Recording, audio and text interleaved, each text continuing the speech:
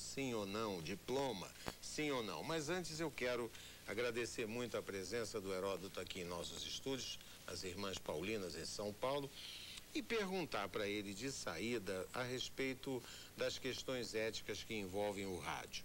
Tem muita gente que acha que, sendo o rádio um veículo de força menor do que a televisão, uma ideia que eu considero altamente discutível, que ele também sofre menos pressão do ponto de vista ético. Isso procede? Olha, de certa forma procede sim, Arnaldo, porque obviamente você sabe que as verbas publicitárias na televisão, para você ter uma ideia, o nosso telespectador também, elas consomem 52% de todo o bolo publicitário. Então, na verdade, sobra muito pouco para o rádio. Mas eu não sei se a maior pressão está quem consome a maior verba ou se a maior pressão está quem consome a menor. Pelo seguinte, Arnaldo, você sabe muito bem que quando o veículo de comunicação é economicamente frágil, ele pode muitas vezes sofrer uma pressão maior por parte do anunciante, claro. Exatamente por causa da sua fragilidade.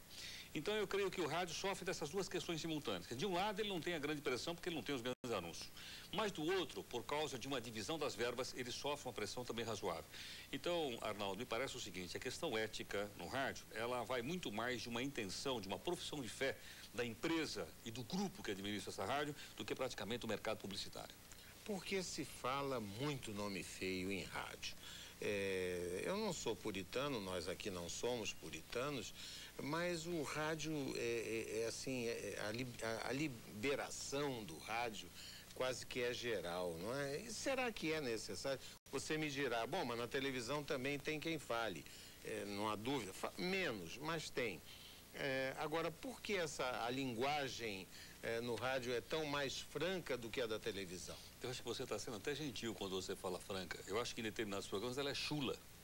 É uma linguagem muito ruim, porque por duas questões fundamentais, Arnaldo. Primeiro, porque no dito rádio popular, algumas pessoas confundem o rádio popular com o rádio popularesco. Ou seja, não tem limites para você dizer aquilo que vem na sua cabeça, é o primeiro ponto. E do outro lado, você tem as FMs, principalmente as FMs chamadas de jovens, em que eu não sei quem é que disse que jovem precisa ser maltratado, que jovem fala mal e que jovem fala palavrão. E, no entanto, os condutores desse programa, também chamado de DJs, eles partem por aí achando que eles vão obter uma audiência maior. Agora, você sabe que a prática, não, tem mostrado o contrário. A prática tem mostrado que para você fazer um programa popular e para você fazer um programa jovem numa FM qualquer, você não precisa para apelar para qualquer coisa que possa ferir, por exemplo, a suscetibilidade das pessoas. Não é? Que há um meio termo, que há um jogo. Eu acho que esse é o caminho do meio termo e da ponderação, Arnaldo. E quando se faz um curso de comunicação, e há bons cursos de comunicação, há também segredos que são de difícil solução. Imaginar, por exemplo, que o curso de comunicação da USP tenha obtido conceito E no último provão, não dá para entender, porque é um dos 3 ou 4 melhores do Brasil. Eu acho que a garotada agora resolveu relaxar no provão, não fazer a prova, entregar em branco. E, no fundo, quando a rapaziada faz isso, está se prejudicando. Porque se desmoraliza o curso que ela está fazendo, evidentemente vai de roldão a própria inscrição do indivíduo naquele curso, não é? Exatamente. Eu não posso entender e não posso admitir que o curso de comunicação da USP tenha conceito isso realmente me parece um completo absurdo. Mas nós estávamos falando a respeito de palavrões, de palavras chulas, como você disse muito bem. Outro dia houve o jogo decisivo, Corinthians e Atlético Mineiro, e houve a expulsão do Luizão, né, que deu uma cotovelada de propósito lá num jogador do Atlético. E aí, evidente que palavrões voaram em todas as direções, e o locutor da Rede Globo, ele reclamou, né? Ele reclamou. Quer dizer, faz bem de reclamar, mas a própria Rede Globo, de vez em quando, também comete seus exageros em determinados programas. Na sua opinião, um código de ética melhoraria isso? Eu acho que o código de ética, ele melhora isso, Arnaldo. Porque, obviamente, eu não posso me referir a qualquer pessoa, seja lá quem for, através de palavrões. Eu acho que o mínimo de decência é você tratar a pessoa de uma maneira digna. Então, eu não posso me referir com palavrões, seja para um intelectual, seja para um jogador de futebol, seja para um jornalista, seja para quem quer que for. Quer dizer, uma pessoa tem que ser tratada com dignidade.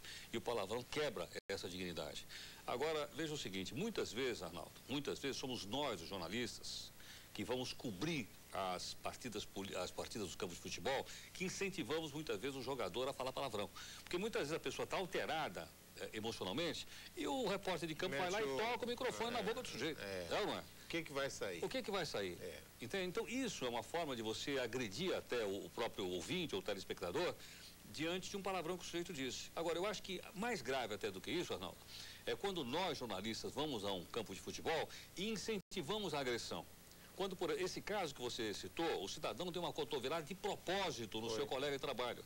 Então, Arnaldo, quer dizer, eu não entendo por que a gente não, nós como jornalistas, temos que tratar o seguinte, apesar de eles estarem com camisa de clubes diferentes, são colegas de trabalho. E se eu na rua... Até jogaram os dois juntos no Vasco. Exatamente. Agora, não, se eu na rua, de propósito, dou uma cotovelada no nariz de uma pessoa e machuco essa pessoa, eu vou preso, vou para a delegacia de polícia. Arnaldo, eu acho que isso vai se resolver quando essas coisas forem parar na delegacia de polícia.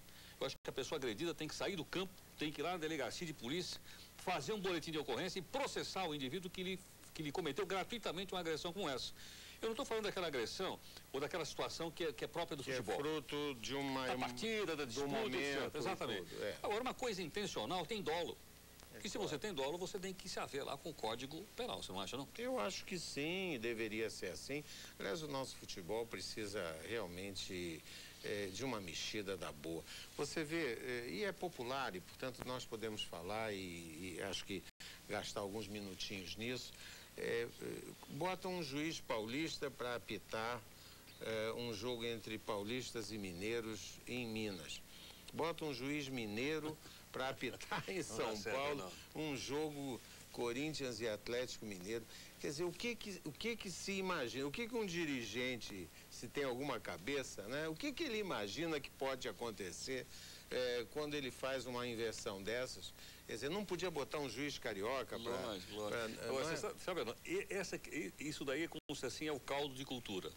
Aí vem a imprensa e taca fogo no caldeirão. Isso.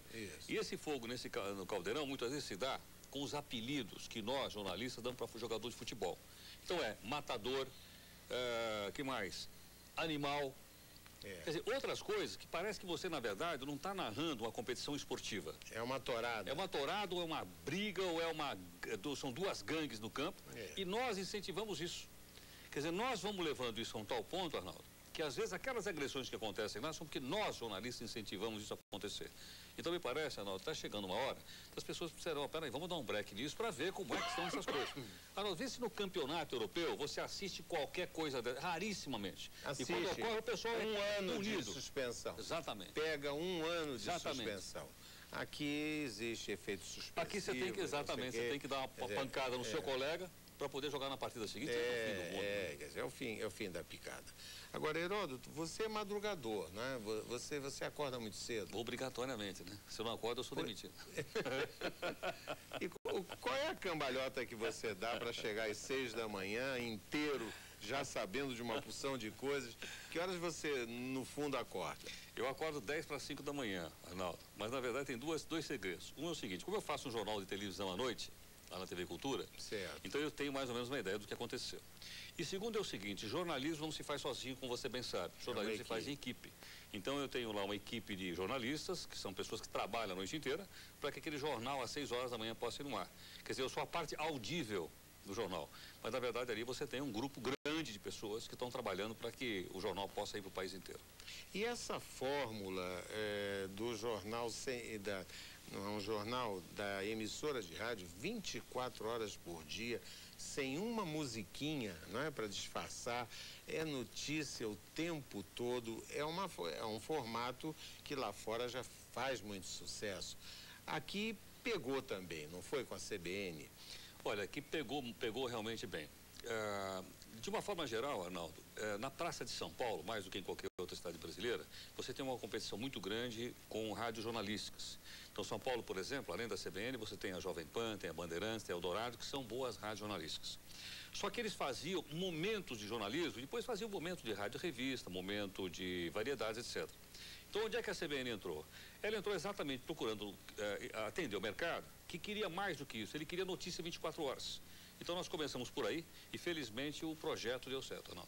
É um projeto já de quase 10 anos, não é? Ele é um projeto que completou em outubro agora 8 anos de existência. Certo, quer dizer, está indo para o 9º ano. Para o 9º ano. Para você ter uma ideia, no Target Rádio Jornalismo São Paulo, ele é o primeiro, ele é o de maior audiência nessa competição, e nós tivemos uma coisa extraordinária. Nós colocamos a rádio jornal, rádio jornalismo, que era no AM, nós passamos para o FM. Isso foi uma quebra de paradigma, porque até então você acreditava que FM era rádio musical. Só música. Só música. Quando nós passamos para o FM, nós obtivemos 2 ganhos. Primeiro, a nossa audiência aumentou. Para você ter uma ideia, nas praças de São Paulo, hoje nós temos mais ouvintes do rádio jornalismo do FM do que no AM, e nós temos a audiência mais jovem, porque nós descobrimos aqui que você sabe, que todo pai sabe. Jovem não ouve AM, jovem ouve FM. Foi só botar a notícia do FM, nós tivemos jovens ouvindo notícia, exato. E aí é uma coisa que você vai contar um segredinho para nós. Televisão tem horário nobre, né? Dizem que o horário nobre da televisão é das 6 até meia-noite, até 11 horas da noite, uma coisa assim. Ora, se a televisão, que é o mais poderoso veículo de comunicação que inventaram, né? Se ela tem um horário nobre das 18 horas às 23, vamos dizer assim, 5 horas, onde é que entra o horário nobre da rádio? Porque tem que haver, né? Tem, lógico. Arnaldo, no passado, na época da Rádio Nacional do Rio, que você conhece bem, o horário nobre da rádio também era à noite. Depois acabou sendo substituído para a televisão. Os programas à noite, 8h30, piadas do Manduca com a Balança Manucai, não é isso? Mas depois, com o advento da televisão, começou a ocorrer o seguinte, você pega o gráfico de audiência, você percebe que o rádio começa a cair a partir das 6 da tarde, a televisão passa e vai lá em cima. Agora você vai me dizer, bom, qual é o horário nobre do rádio? Se você me disser qual é o horário nobre do rádio popular, o horário nobre do rádio popular é entre 10 e meio-dia. É quando você tem o pico da audiência. Pega o Haroldo de Andrade no Rio, por exemplo. É um fenômeno. Conheço, já trabalhei lá. Trabalhou lá. Mas o Haroldo, quando chega 10 da manhã, 11 da manhã, o pico de audiência dele vai lá em cima. Ele tem 1 milhão de ouvintes. Quer dizer, é uma quantidade incrível. É um negócio de louco. Se você pegar em São Paulo, na mesma Rádio Globo, tem o Paulo Lopes, que faz exatamente no mesmo horário. Que era do Rio. Ele tem o pico de audiência. Agora, as rádios jornalísticas, não. A rádio jornalística, ela tem pico de audiência por entre 7 e 8h30 da manhã. Então você pega o gráfico vai lá em cima, às 8h30 da manhã, depois ele começa gradativamente e descendo. Então, quer dizer, tem 2 horários nobres do rádio. Se você me disser rádio popular entre 10 e meio-dia e rádio jornalismo é entre 7 e 8h30 da manhã. Interessante, eu não tinha essa ideia. À noite não, né? À noite não se ouve rádio. Não, porque aí você tem a concorrência muito forte da televisão, inclusive do seu programa. Você tira a audiência do rádio? Um pouquinho, só um pouquinho. Mas sabe uma coisa que a experiência... Nós estamos aqui trocando ideias e é muito interessante isso, até para os estudiosos de comunicação. De noite há muita interferência.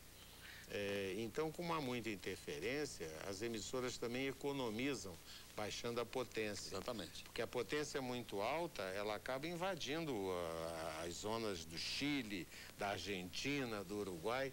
Então, as emissoras economizam baixando a potência e baixando a potência, naturalmente, a qualidade do som é pior.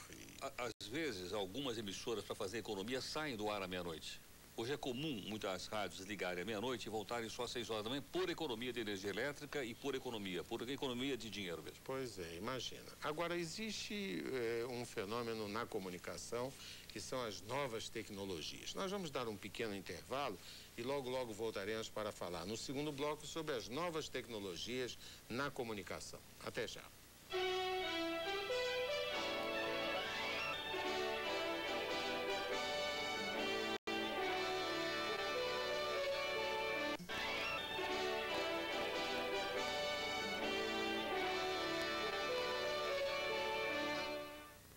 Estamos de volta com o nosso Frente a Frente pela Rede Vida de televisão, hoje tendo o privilégio de ter conosco esse grande jornalista, esse homem da comunicação, que é Heródoto Barbeiro. Heródoto, você se formou na Casper Libero, que é uma escola tradicional, tinha o melhor código de ética das escolas de comunicação do país.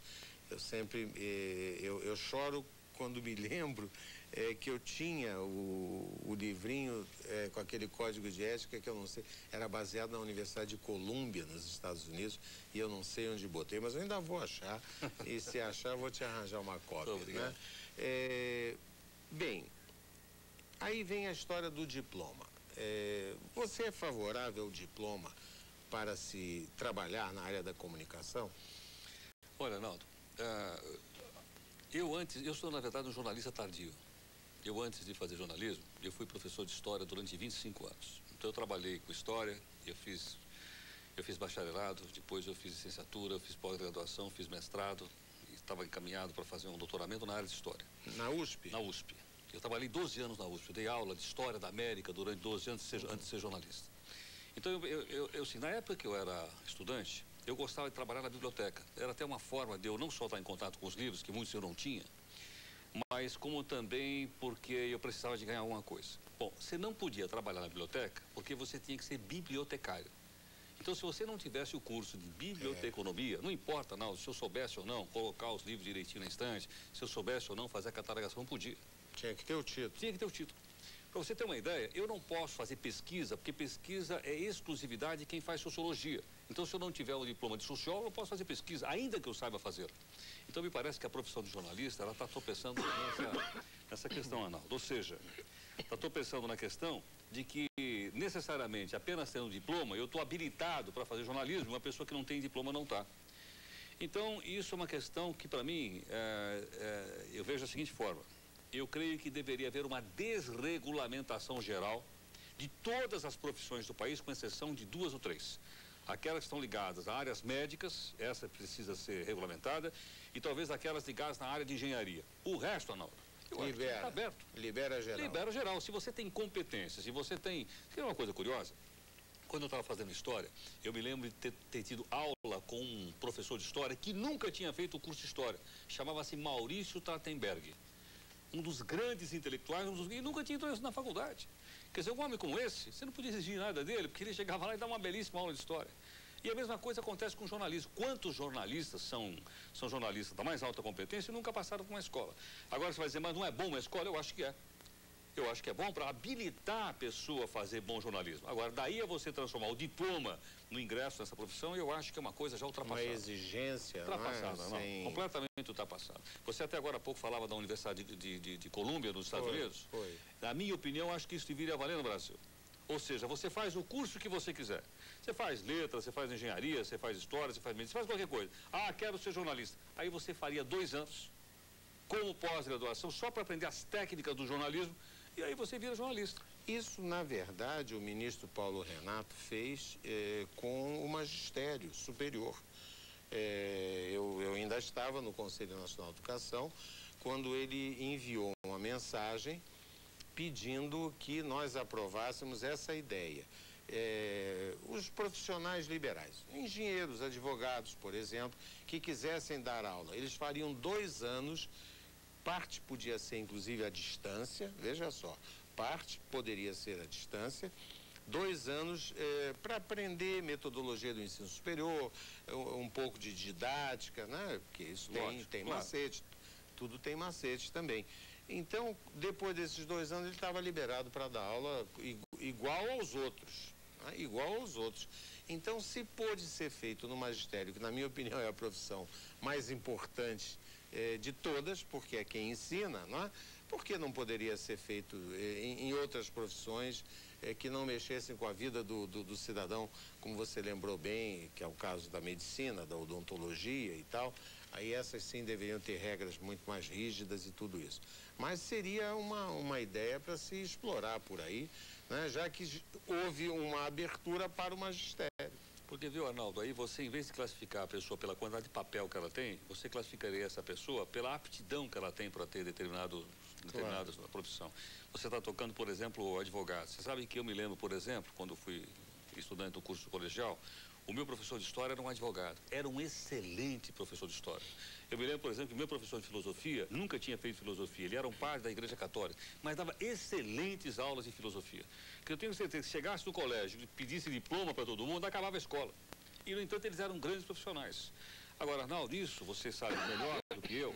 vem ainda da época do Estado Novo brasileiro. Isso é uma herança do Estado Novo brasileiro, daquele corporativismo que vem da 1937, a tal Carta del Lavoro lá da Itália, que foi copiada por aqui, né? A criação de corporações, e de certa forma nós somos levando isso à frente. E olha, Arnaldo, nós jornalistas estivemos empenhados nisso durante muito tempo, né? Pra você ter uma ideia, até hoje, nós não podemos ter estagiários aprendendo a fazer jornalismo nas redações porque está proibido na regulamentação da profissão. Aí é complicado, né? Tá? Aí o garoto não aprende porque não tem estágio. E não tem estágio porque não pode por causa da lei. Como é que fica, então? Quando você tem um homem como Barbosa Lima Sobrinho, que vai fazer daqui a pouco 103 anos, imagina que coisa, inteiramente lúcido, e ele é contra o diploma, você tem que parar para pensar, né? Exatamente. Quer dizer assim, um homem, né, com essa cultura, com essa experiência, com essa vivência, se ele é contra, alguma coisa aí, né, alguma coisa esquisita está realmente acontecendo. É o corporativismo, Arnaldo. Agora, eu acho que até uma visão distorcida, achar, não, se liberar, as empresas vão se favorecer porque aí vão poder pagar qualquer salário. Isso não é verdade. Com a quantidade de escola de comunicação que você tem hoje no Brasil, você sabe de uma coisa? Eu fiquei sabendo que no estado de São Paulo, em 3 anos de formando, daria para você trocar todos os jornalistas de todas as redações só com o volume de novos formandos no mercado de trabalho. A que você atribui isso? Por que essa empolgação da garotada? Você vê na FUVEST 50 candidatos para cada vaga existente em comunicação. O que é isso? Mas, Arnaldo, por que isso? Eu acho que a maior parte daqueles garotos que estão lá fazendo vestibular não sabe o que é jornalismo. Eu acho que eles não sabem a maior parte daquelas profissões que eles escolhem com 17 ou 18 anos de idade. Vão parar no meio do caminho. Vão parar, infelizmente. Eu mesmo dei aula em cursinho muitos anos, Arnaldo, para vestibular. Quantas vezes eu encontrava moços e moças que disseram, olha, eu estava no 2º ano da faculdade, parei porque não era o que eu queria. Como assim não era o que eu queria? Não era o que eu queria, meu pai é engenheiro, queria que eu fosse engenheiro, meu pai era advogado, queria que fosse advogado, e para no meio do caminho. Quer dizer, isso é um prejuízo muito grande, porque a pessoa perde muito tempo, perde o investimento, volta para o cursinho, vai fazer vestibular de novo, não? Né? E o que é pior? E quando essas coisas são feitas com o indivíduo estudando de graça? Pois é. Hein? Exato. Quem perde somos nós, né? Aí, os contribuintes. Os contribuintes. Quantas vezes ele troca de... Nas universidades públicas, há uma evasão de 30%, amigo. 30%. Nem de graça eles querem estudar. Por quê? Porque é isso, é a entrada equivocada, é a falta de aptidão, não é? Às vezes até para o próprio ensino superior. Existiu um estudioso americano chamado Conant, o Carlos Alberto Serpa cita muito esse cidadão. Ele dizia que independentemente do regime em que esteja o país, regime econômico do país, só 20% dos que concluem o ensino de 2º grau teriam aptidão intelectual para ascender ao ensino superior. Veja só. Então, não adianta, porque você vai querer ir, você quer numa alternativa em nível intermediário, então que pena, você vai, sobe e desiste no meio do caminho. Mas, Arnaldo, que prejuízo. Agora, você veja uma coisa, isso está muito ligado à tradição brasileira do chamado bacharelismo. Não é? Dos canais de ascensão social era você ter um diploma. Então a pessoa tinha que ser bacharel, tinha que ter um diploma. Em qualquer coisa. Em qualquer coisa, para você pendurar na sua casa e você virar doutor. Exato. Né? Exatamente. Doutor Arnaldo Nisquieta. Você não, você é doutor várias vezes por mérito. Por concurso. Tá certo ou não? Por concurso. Mas eu digo, não é verdade ou não? Mas é isso sim, o sujeito quer aquele título. E o pai, que em geral, e você lembrou bem essa carta de 37, foi uma Constituição outorgada, foi a famosa Constituição que disse que o ensino técnico profissional seria destinado às classes menos favorecidas. Você lembra dessa? Que coisa, hein? O início da ditadura, né? Se fez, inclusive, desmoralizando o ensino técnico profissional e assim foi desmoralizando outras coisas também. Mas eu fico preocupado porque eu vejo que há um desperdício muito grande. E fico imaginando, você que é um estudioso da globalização, que eu ouço você todo dia, que é a hora que eu acordo... mal por isso. Não, ao contrário, respeito. E vejo como você sempre dá um toque, não é só dar a notícia, mas é ir além também, o que eu acho que a sua condição de professor deve ajudar muito, que outros e muitos outros não têm, né? Então você está preocupado com a globalização, você tem falado, você ouve os seus correspondentes lá de fora e estão sempre dando um toquezinho sobre a globalização. Você não acha que com a invasão da globalização, que me parece inevitável, nós vamos ter que rever isso tudo em termos de formação de recursos humanos? Olha, eu acho que você tocou num ponto essencial. A globalização vai virar de tudo, vai virar de pernas no ar para todas as coisas. Inclusive essa questão da formação profissional, Arnaldo, porque veja o seguinte, hoje a competição ela não é mais uma competição na mesma cidade, não é uma competição mais no mesmo país, hoje a competição é de caráter mundial, não é? Então hoje a gente percebe o seguinte, os produtos que um determinado país do mundo produz, seja produto físico, produto intelectual, isso rapidamente circula o mundo com velocidade muito grande. Então se você não tiver qualidade, se você não tiver possibilidade de colocar isso nesse mercado internacional, você está perdido.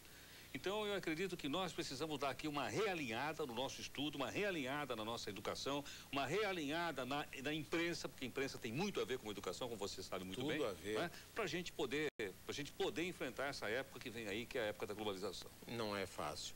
Aí, outro dia eu estava lá com um fiel ouvinte seu, estava você transmitindo por intermédio de um correspondente a cena da devolução de Macau à China, à China continental. Sabe que é uma coisa, eu fiquei assim impressionado. Eu disse, puxa, Portugal andou lá em Macau quase 500 anos, não é? Ali havia um remanescente, são 420 mil habitantes, dos quais 3% falam a língua portuguesa, mas 3% falam a língua portuguesa. Por que abrir mão disso, né? E aí, você transmitindo aquilo, você sabe que eu fiquei emocionado, porque eu disse, tá bem, é natural que um país recupere o seu território, como a China está recuperando, por parte de Portugal, o território que, na verdade, lhe pertence. Mas eu fiquei com uma pontinha de pena por causa da língua portuguesa. Você não sentiu nada parecido, não? Olha, sabe quando eu senti isso? Eu tive a oportunidade de participar de um programa Roda Viva da TV Cultura, do qual o entrevistado foi o Ramos Horta. E aí eu fiquei sabendo o seguinte, que a maioria da população do Timor não fala português. E mais, eu fui amigo de um moçambicano, e esse moçambicano me disse também o seguinte, em Moçambique existem não sei quantas línguas, e a maior parte das pessoas não entende a língua portuguesa. Então eu fiquei assustado, inglês, porque eu sempre ouvi falar que Moçambique falava português. Fala um pouquinho, 4%. E eu fiquei, de certa forma, assustada. Quer dizer, me parece, Arnaldo, que quem fala português mesmo somos nós, brasileiros. Né? Os nossos... Olha, Heródoto, o que quer dizer que mal não faria que nós encetássemos aí uma campanha, você com a sua força, eu com modéstia à parte, com os meus instrumentos também, para que nós valorizássemos a língua portuguesa mais e mais, não só aqui internamente, enriquecendo, né, a língua de Machado de Assis, de Rui Barbosa, de tantos dos nossos, mas também aquele português que foi falado lá fora em outras épocas e que eu acho que estrategicamente conviria que o Brasil não abandonasse essa gente. Agora, você vê, eu prometi aos nossos telespectadores que nós falaríamos sobre tecnologia na área da comunicação. Não foi exatamente o que fizemos, mas vamos dar um intervalo e daqui a pouquinho nós falaremos sobre tecnologia na comunicação e também sobre as comemorações dos 500 anos da língua portuguesa. Até já.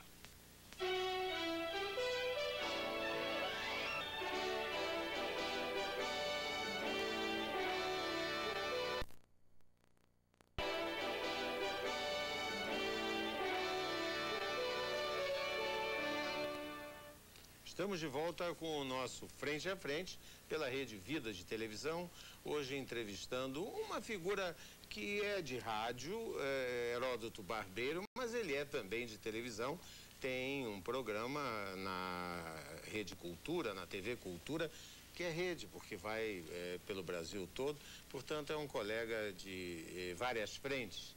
Heródoto Barbeiro, também professor de História. Heródoto, tecnologias aplicadas à comunicação, elas hoje são, eu diria, extraordinárias, porque cada dia tem uma novidade, né? A própria digitalização trouxe uma riqueza enorme ao setor de comunicações e leveza também, e barateamento também. Como é que você, como um estudioso da matéria, vê esse progresso tão evidente na área da comunicação em termos de tecnologia? Olha, não. Eu gostaria de contar o seguinte fato. Recentemente, como você sabe, teve uma guerra civil no em Guiné-Bissau, uma das ex-colônias portuguesas. Aí eu me lembro de ter conversado com um jornalista português e disse para ele o seguinte: olha, nós gostaríamos de contratar você para que você pudesse passar para a gente informações a respeito da guerra.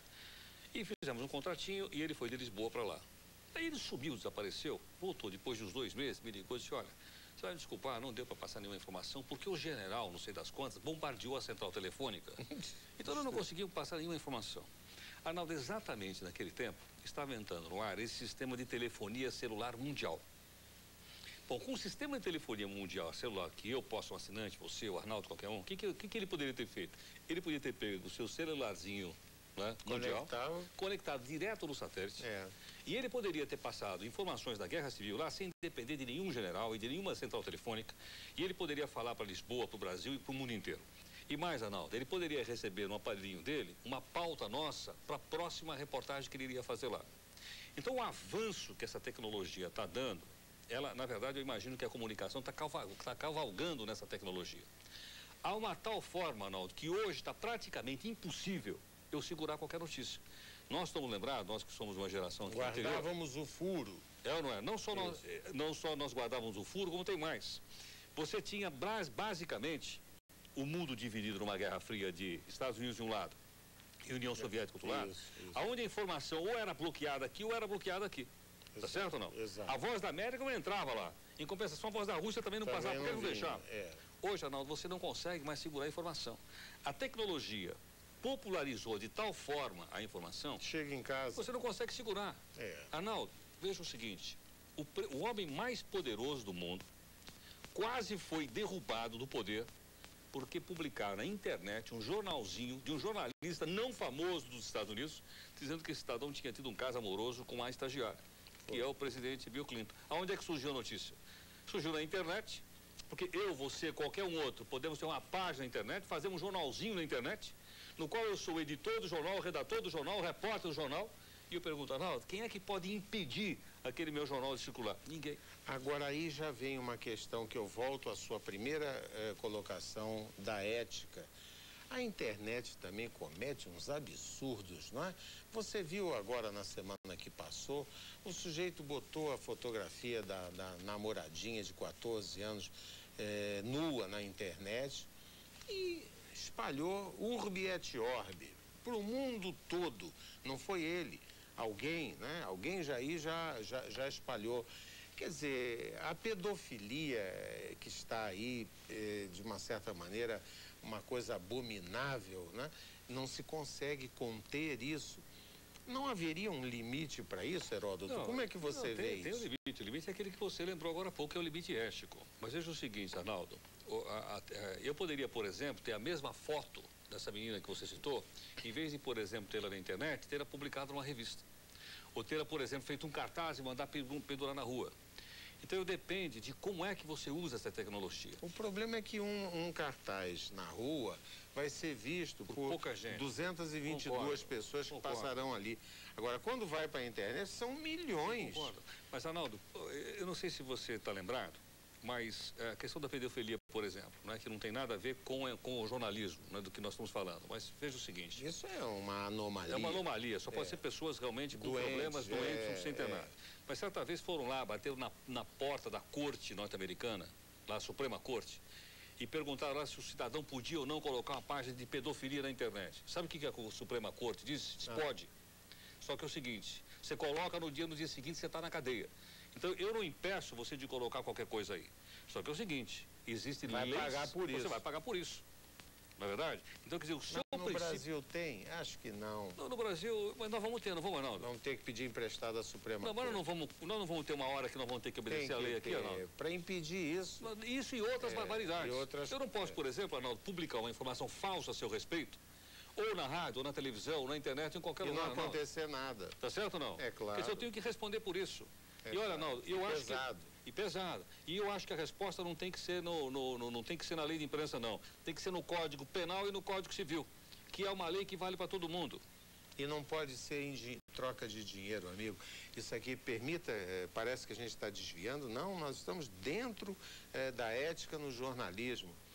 Você ofende um cidadão, ele processa você, pede 20 mil reais, 30 mil reais, todo mundo sai satisfeito da história. Que isso? Então, com 20 ou 30 mil reais você lava a honra? A lei diz isso. Que você tem que punir com dinheiro, que é para doer no bolso. Acho uma coisa ridícula, né? O mínimo que salvar a honra com dinheiro. Mas eu acho que o mínimo que se podia fazer, Arnaldo, é o seguinte: nós não podemos acusar uma pessoa na primeira página do jornal de um dia e no dia seguinte dizer que nós erramos na 16ª página do jornal. Bem pequenininho. Podemos fazer uma coisa? Não pode, não. É claro. Quer dizer, o mínimo que a gente teria que fazer, o mínimo, seria dar exatamente o mesmo espaço para dizer, olha, nós erramos. O mínimo. Ainda assim, você sabe que é possível que um cidadão que leu o jornal no dia anterior pode não ter lido no dia seguinte. É claro. Não, isso acontece muito. Isso acontece Agora, muito. quer dizer, quando nós temos que ter uma legislação, mas é o seguinte, olha, você me acusou às 8 horas da noite num tal programa, amanhã às 8 horas da noite eu quero o direito de resposta no mesmo horário. Exatamente. Não é isso ou não? Isso é... Porque a dignidade não tem preço. Homologia, né? Quer dizer, aí tem que ser... Aí, entendeu? Eu digo, a questão moral da pessoa... Arnaldo, você se lembra que até pouco tempo atrás, a imprensa brasileira ainda publicava o nome de uma mulher que sofria estupro? Quer dizer, além dela sofrer a violência física, ainda tinha nós apenávamos a vítima. A desonra. E botar o nome dela no jornal. Quer dizer, além da pessoa estar quebrada porque sofreu uma violência, nós botávamos o nome dela no jornal para esculhambar com a vida dela. No lugar onde ela mora. Para sempre. Então essas coisas, Arnaldo, precisa ser colocado um freio. Agora, não venha amanhã dizer que a gente está defendendo censura, porque isso não tem nada a ver com censura. Não tem nada a ver. Isso tem a ver com, vamos dizer assim, a falta de vergonha com que essas coisas são tratadas, né? Essa que é a verdade. Agora, Heródoto, você é um belo professor de história, todo mundo sabe disso. E agora nós somos aqui o primeiro programa do ano, guardei para você, né? Estamos fazendo o primeiro programa do ano 2000 com Heródoto Barbeiro, um comunicador de mão cheia. Então eu queria perguntar a você, quais são as suas expectativas em relação aos 500 anos que nós vamos comemorar? Já começamos a comemorar e agora em abril, então, a comemoração atingirá o auge. Como é que você está vendo isso? Olha, Arnaldo, eu acho que a comemoração está sendo muito fraquinha. Fraquinha? Fraquinha. Eu morava nos Estados Unidos, tive uma época nos Estados Unidos, quando eles completaram 200 anos de independência nacional. Arnaldo, aquilo vazava na estação de trem, vazava no metrô, vazava nas ruas, vazava nas escolas, vazava em tudo, só se falava naquilo.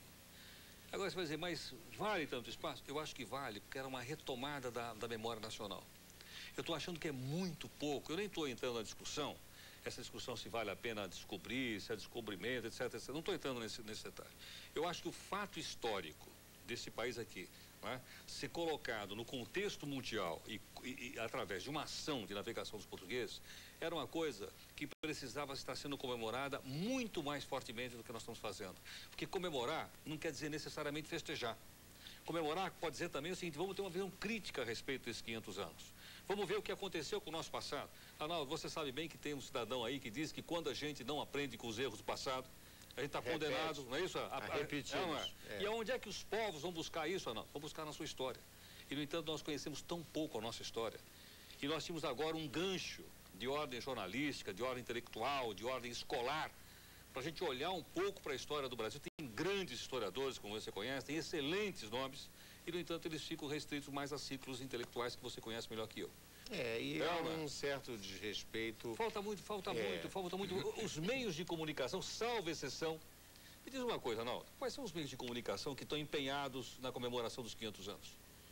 São poucos e patrocinados. Poucos. Não é? Poucos e patrocinados. Eu acho que o governo devia ter se empenhado mais nisso. Você não acha, não é só o governo, não, Arnaldo? Também. Sabe por quê? Eu acho que a indústria, os empresários não entram nisso porque não sentem nisso uma importância.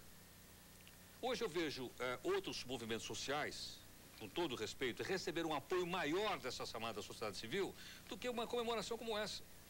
Tá certo? E que nós vamos falar do quê? Vamos falar da história do nosso país. que é uma história riquíssima, belíssima, que não deve nada a qualquer outra civilização do mundo. Grandes mitos, Grandes mitos, personagens, grandes homens, não é isso? Grandes movimentos sociais, grandes gestos humanitários na nossa história. Tem, não é? Temos vários e vários. E, no entanto, nós estamos restritos a esperar chegar o dia 22 de abril para a gente fazer uma festa lá em Porto Seguro. É muito pouco. A chegada de uma caravela. Muito pouco, não. Eu acho muito que pouco. É pouco. Você tem razão. Mas será que não dá tempo ainda de dar uma mexida nisso? Olha, nós temos um presidente que é um homem intelectual, não é isso? É claro. É um professor. É do que ele se orgulha, um sociólogo. Certo, sociólogo, um professor. O ministro da Cultura foi meu professor da USP, o professor Verfort. Também sociólogo. Também sociólogo. Tem lá outras pessoas, cabeças iluminadas, que você conhece bem. Agora, eu acho que falta, é a mobilização da opinião pública.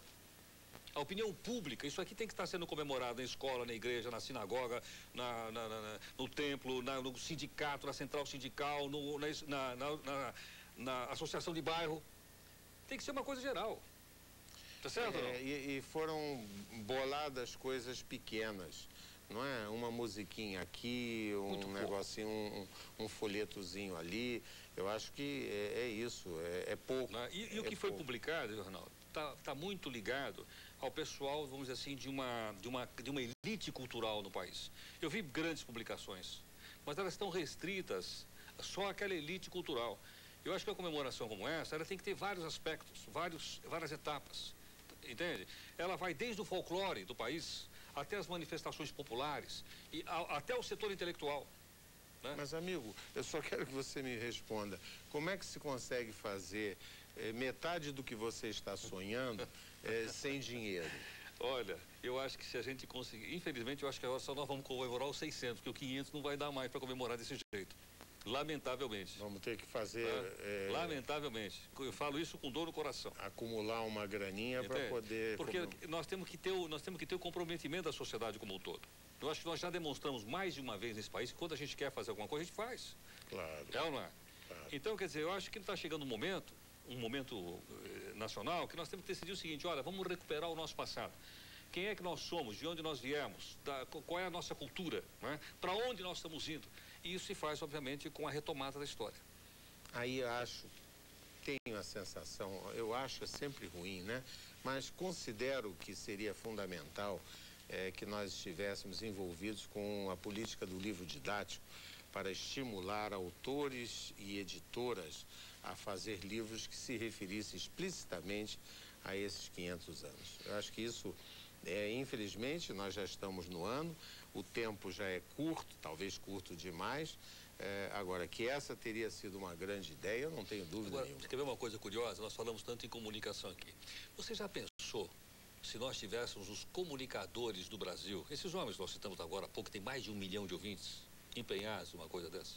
Pois é. É ou não é? Você já pensou a contribuição que ele poderia dar? Nenhum deles deixaria de dar a sua contribuição. Faltava alguém a regimentar, concorda ou não? A costura. Não é verdade? Se aparecesse um indivíduo, chamasse os comunicadores do Brasil e disse: olha, nós vamos entrar agora, nós precisamos de vocês. Isso. Tá certo? E vamos municiar vocês semanalmente, eu vou mandar para vocês vamos dizer, uma coisinha pronta para você falar todo dia a respeito de uma coisa da história do Brasil. Isso. Você pode ter certeza. Um calendário, você faz um calendário. Chegar estourando agora de coisas. Isso. Só e de graça. Eu tenho certeza que esse pessoal, se fosse mobilizado, iria fazer isso de graça, com o maior espírito cívico, com a maior contribuição. Você concorda ou não? Não, eu faria e você faria, e já é um começo. Não é? E já é um começo. Mas eu tenho certeza que esse pessoal, todos que nós citamos, que são pessoas de grande audiência, faria com tranquilidade, porque até eu os conheço pessoalmente, você os conhece. Também. Você sabe que eles se engajariam numa situação dessa. Olha, amigo, eu não vou sair daqui muito satisfeito, não. Eu tenho a sensação de que isso aí vai dar samba.